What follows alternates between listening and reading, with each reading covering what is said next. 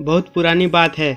मगध राज्य में सोनापुर नाम का एक गांव था। उस गांव के लोग शाम होते ही अपने घरों में आ जाते थे और सुबह होने से पहले कोई भी घर से बाहर कदम नहीं रखता था। इसका कारण डाकू उंगलीमान था। डाकू उंगलीमान मगध के जंगलों की गुफाओं में रहता था। वह लोगों को लूटता था और जान से भी मार देता था। लोगों को डराने के लिए वह जिसे भी मारता उसकी एक उंगली काट लेता और उन उंगलियों को माला बनाकर पहनता। इसलिए उसका नाम उंगलीमान पड़ा। गांव के सभी लोग परेशान थे कैसे इस डाकू का आतंक से छुटकारा मिले। एक दिन गौतम बुद्ध उस गांव में आए। गांव के लोगों ने उसका बहुत सम्मान किया। गौतम बुद्ध ने देखा कि गांव के लोगों में किसी बात को लेकर दहशत फैली है। तब गौतम बुद्ध ने गांव वालों से इसका कारण पूछा। ये सुनते ही गांव वालों ने उंगलीमान का आतंक का पूरा किस्सा उन्हें सुनाया।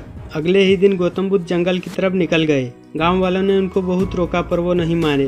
बुद्ध को आते देख उंगलीमान हाथों में तलवार लेकर खड़ा हो गया, पर बुद्ध उनकी गुफाओं के सामने से निकल गए। उन्होंने पलटकर भी नहीं देखा। उंगलीमान उसके पीछे दौड़ा, पर दिव्य प्रभाव के कारण वो बुद्ध को पकड़ नहीं पा रहा था। थक हार कर उसने कहा, रुको।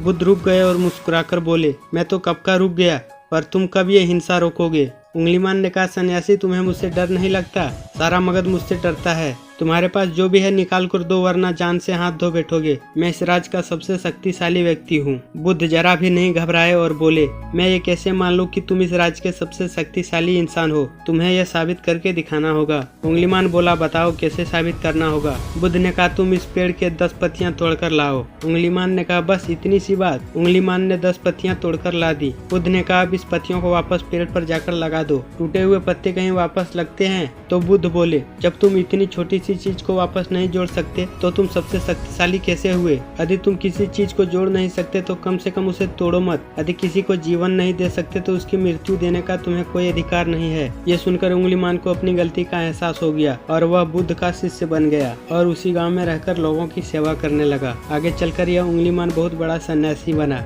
और अहिंसा के नाम से प्रसिद्ध हुआ।